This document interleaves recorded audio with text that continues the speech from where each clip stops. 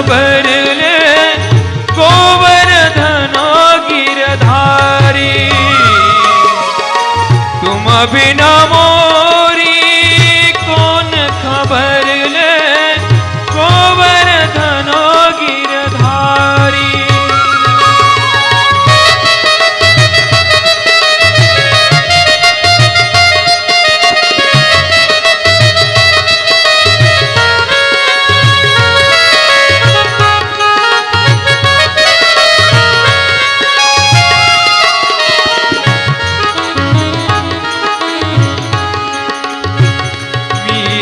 के प्रभु गिरधर नागरा मीरा के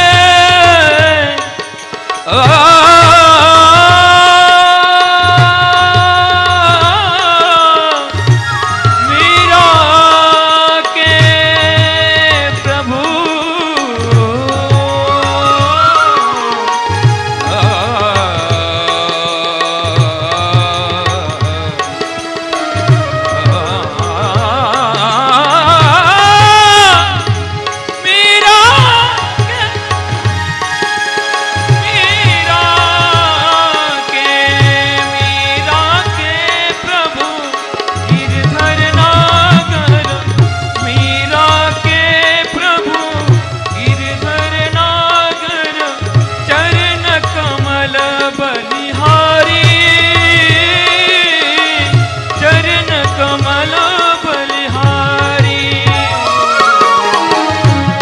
बिना मोरी कौन खबर ले गोवर्धन गिरधारी रे।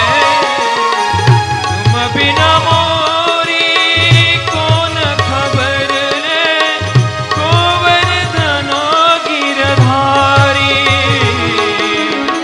गोवर्धन गिरधारी गोवर्धन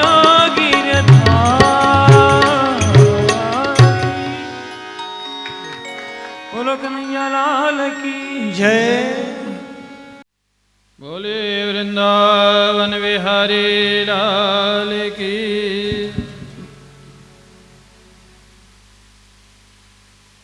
सुखदेव जी महाराज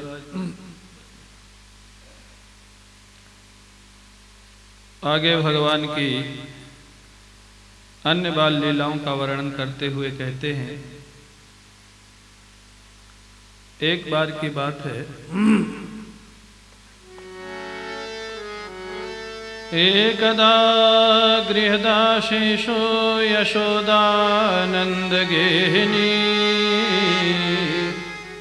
कर्मांतरनियुक्तासु निर्ममंथ स्वयं दधी।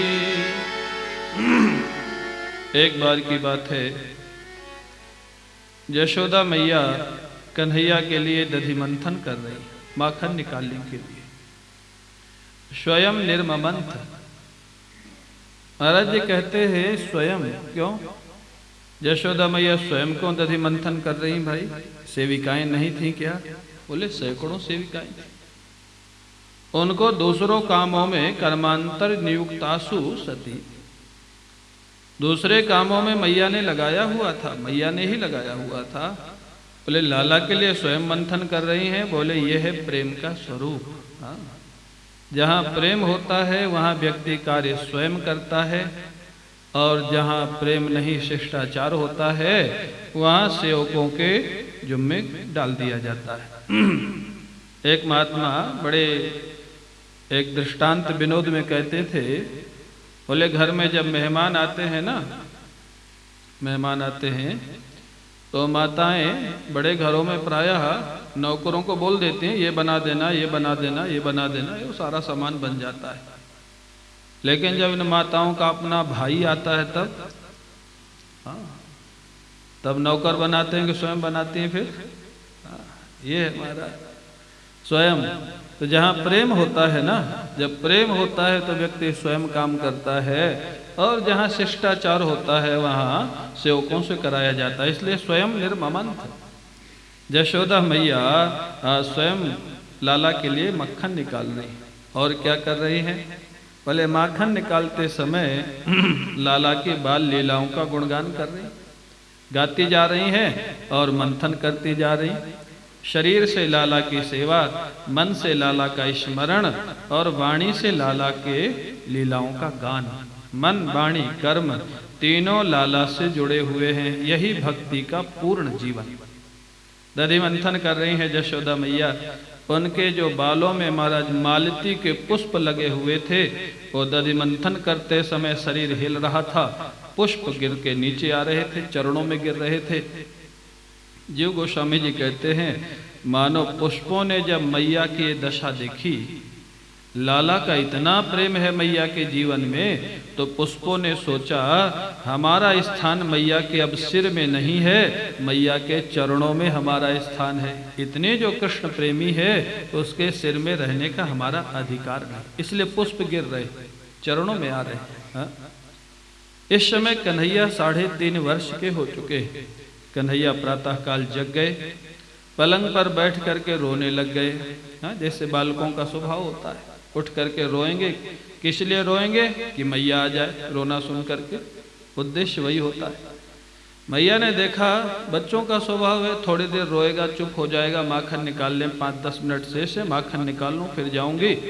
लेकिन ये बच्चे बड़े बुद्धिमान होते हैं, थोड़ी देर रोएंगे, जब देखेंगे कोई नहीं आ रहा तो अपने आप चुप भी हो जाते हैं। हाँ? जानते हैं अभी कोई रोने की कीमत नहीं है इस समय। हाँ?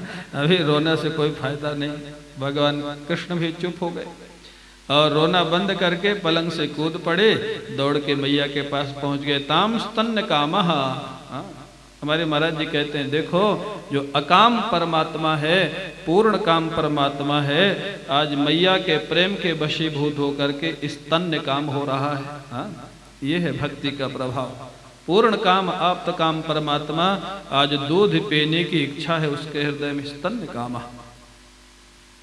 मैया के पास पहुंच गए, मैया से बोले मैया दूध पीना है। मैया बोली थोड़ा ठहर जाओ लाला, माखन निकलने वाला है, उसके बाद दूध पिलाऊंगी। बोले नहीं। ग्रहित्वा हाथ पकड़ लिया, मथानी पकड़ ली, अभी पीऊंगा दूध, बाल हट। पैरों में महाराज चरण रखे और उछल के चढ़ गए। आरूढ़म लिखा है, मैया ने उठाया नहीं, उछल के स्वयं चढ़ गए। अब जब मैया की गोद में चढ़ ही गए तो मैया को बैठना पड़ा, मक्खन निकालना बंद करना पड़ा, मंथन, और दूध पिलाने लग गई मैया। 3.5 साल के कन्हैया मैया का दूध पी रहे हैं। आजकल इतने समय तक कोई माता दूध नहीं पिलाती। हाँ, आजकल तो प्रारंभ ही से पिला दे तो ही बड़ी कृपा है, नहीं तो बोतल पकड़ा देती बेचारे को। हाँ, बोतल पकड़ा दिया, जब भी रोया बोतल ही उसका माई बाप हो जाता है। हाँ? एक महात्मा कहते थे, देखो, और ये मनोवैज्ञानिक तथ्य भी है, जब माँ का दूध पीता है ना, तो माँ का दूध ही रक्त बनता है बालक के शरीर में, और माँ का ममत्व तो उससे जाता है उसके रक्त में। बड़ा होकर के माँ के प्रति उसकी ममता होती है, प्रेम होता है। माँ का दूध नहीं जाता है तो माँ का ममत्व तो कैसे जाएगा? वो महात्मा विनोद में ही बोलते थे, बात भी सच है। बोले जो बच्चा माँ का दूध पिएगा वो बड़ा होकर के माँ का भक्त बनेगा, और जो बोतल का दूध पिएगा वो बड़ा होकर क्या बनेगा? आप ही समझ लो महाराज। एक बार बंबई में कथा हो रही थी, तो जैसे कल नंदोत्सव हुआ ना, तो उस नंदोत्सव के खिलौनों में आयोजक परिवार ने वो दूध पीने की बोतल भी रख रखी थी। मेरे को इतनी हंसी आई, मैंने कहा भाई ये बोतल को दूध हमारे श्री कृष्ण नहीं पीते थे, बोतल उठाओ यहाँ से। हाँ, ये तुम्हारे बच्चे पीते होंगे, हमारे श्री कृष्ण तो 3.5 साल तक मैया का दूध पीते थे। हाँ, गैया का भी दूध पीवे, मैया का भी दूध पीवे। मैया दूध पिलाने लग गई कन्हैया को। उधर मैया ने देखा कि जो गैया का दूध आग में था, गर्म हो रहा था, वो गैया के दूध ने विचार किया, कन्हैया आज मैया का ही दूध पी लेंगे तो हमको तो पिएंगे नहीं, फिर मेरे जीने का क्या लाभ। वो आग में कूद के आत्महत्या कर रहा, गैया का दूध माने उफनने लग गया। मैया ने देखा, अरे भाई बचाओ बचाओ इसको, ये तो मर जाएगा जो गैया का दूध है। कन्हैया को उठा के नीचे जमीन पे बैठाया और भागी आगे के दूध को बचाने के लिए। कन्हैया ने देखा ब्रज में क्या कोई ऐसी भी वस्तु व्यक्ति है जिसका महत्व मैया के मन में मेरे से भी ज्यादा। मेरे को नीचे बैठाल करके मैया भाग के कहाँ गई? देखा दूध बचाने के लिए संजात को पहा। महाराज जी कहते हैं जिनके जीवन में न काम है, न क्रोध है, न लोभ है, वो भक्त की लीला के लिए सब कुछ स्वीकार करे। पहले स्तन्य काम आ गया, अब संजात को पहा आ गया, क्रोध आ गया कन्हैया को। और जब क्रोध आया संदस्य दधि दधिमंथ भाजनम स्फुरितारुणाधरम, बोले इतना क्रोध आया कि होठ फड़क रहे कन्हैया के, इतना क्रोध आया। मैया मेरे को छोड़ के चली गई दूध बचाने के लिए। जो दूध मेरी और मैया के बीच में आया, ऐसे दूध दही को अब मैं सुरक्षित नहीं रहने दूंगा। उठाया महाराज पत्थर का लोढ़ा, मटकी पे दे पटका, महाराज मटकी टूट गई, दही फैल गया। अब महाराज घटत ध्वंस हो गया। हाँ, हमारे गुरु जी कहते थे जब वृंदावन में कथा करते थे, बोले कन्हैया ने पहली लीला में ही घटत ध्वंस कर दिया। क्यों?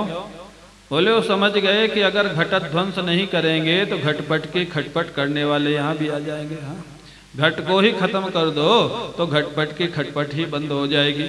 महाराज घट है कि पट है कि रज्जू है कि सर्प है? बोले दिन भर रज्जू से सर्प निकालते हैं, रात में फिर घुस जाता है रज्जू में। बुरा नहीं मानना, ये भगवान की लीला है महाराज। उसके बाद दिन भर वही काम रहता है। तो महाराज उसके बाद बोले घटत ध्वंस कर दिया भगवान ने। मटकी तोड़ दी। अब मटकी तोड़ के डर के कारण भागे। भागे तो कहाँ भागे? बोले जहाँ मक्खन रखा था उसी घर में छिप गए जाके। मैया लौट के आई, देखा मटकी तोड़ दी। ददिया सास के जमाने का बर्तन, माताओं को बर्तनों से बड़ा प्रेम होता है महाराज। बड़ा क्रोध आया, छड़ी उठाई, बड़ी पिटाई करूंगी आज जहाँ भी मिलेगा। पहुंचा, देखा माखन का कमरा खुला हुआ, बंदरों को माखन खिला रहे हैं। जब भी मिले मौका बंदरों को बहुत खिलाते थे महाराज, इसलिए वृंदावन के बंदर बड़े उपद्रवी हो गए। इतना खिलाया ठाकुर जी ने। अब तो नए नए काम शुरू कर दिए, आजकल चश्मा उतारना शुरू कर दिया है। पहले तो चोरियां ही करते थे, आंख में लगा हुआ चश्मा निकाल लेते हैं, आपको पता ही नहीं।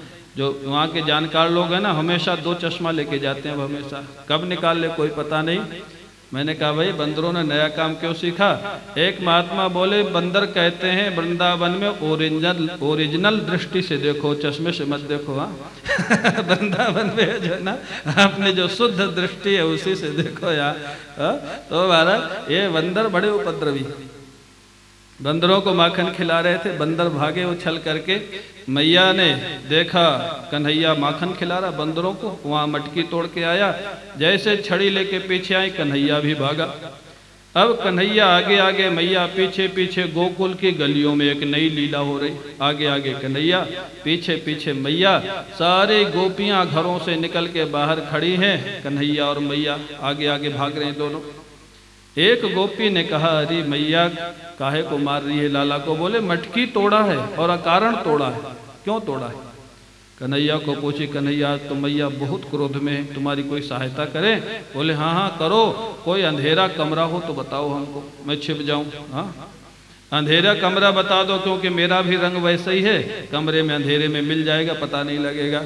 काला तो स्वयं है काले। हाँ गोपी ने कहा, कन्हैया मेरे हृदय में सबसे ज्यादा अंधेरा है, तुम यहीं आके छिप जाओ। कन्हैया कहते तेरे को भक्ति सूझ रही, मेरी पिटाई होने वाली है। कहा कमरे में बात पूछ रहा हूं तो कहती हृदय में छिप जाओ आके। कन्हैया फिर भागे आगे आगे, पीछे पीछे मैया। बहुत देर तक भागती रही मैया, अंत में मैया थक गई। हाँ पसीना आने लग गया मैया को। जब पसीना आने लग गया तो भगवान कृपा करके खड़े हो गए। हाँ जहां भी भगवान की प्राप्ति हुई है साधना से नहीं हुई, कृपा से ही हुई। हाँ लेकिन साधना चरम सीमा तक पहुंच जाएगी, तभी ये पता लगेगा कि साधना से प्राप्ति नहीं होती, प्राप्ति कृपा से होती। मैया थक गई, कन्हैया खड़े हो गए। मैया ने पकड़ लिया, छड़ी लेकर के लगी डांटने, तूने मटकी क्यों तोड़ी? हाँ उद्वीक्षमाणम भय विह्वल क्षणम हस्ते गृहीत्वा। बोले भय के कारण उनके नेत्र इधर उधर जा रहे हैं, बड़े भयभीत दिखाई दे रहे हैं। मैया छड़ी लेके धमका रही हैं लाला को। कन्हैया ने कहा, मैया पहले छड़ी फेंक दे फिर बताऊंगा। मैया डर गई, लगता है लाला बहुत डर गया है। हाँ छड़ी तो फेंक दे, ये लाला कहीं भाग के न चला जाए। इसलिए मैया ने सोचा थोड़ी देर बांध के रख दूं, इसका मन बदल जाएगा, बाद में खोल दूंगी। बांधने का उद्देश्य ये था, बांधने का उद्देश्य दंडित करना नहीं था। जब वो मैया डर गई कि इतना डर गया कहीं भाग जाएगा, 3.5 साल का हो गया, भागता तो है ही है, डर के और कहीं भाग गया, तो रस्सी से बांधना प्रारंभ किया मैया ने लाला को। सुखदेव जी मुस्कुराते हैं, बोले आज मैया किसको बांध रही है? बोले न चांतर न बहिर्यस्य न पूर्वम न पिचापरम पूर्वा परम बहिश्चांतर जगतो यो जगच्चयः। न जिसका कोई पूर्व है न पर है, न आदि है न अंत है, जो सारे संसार के अंदर बाहर व्याप्त है, संसार के रूप में ही जो विद्यमान है, ऐसे परब्रह्म परमात्मा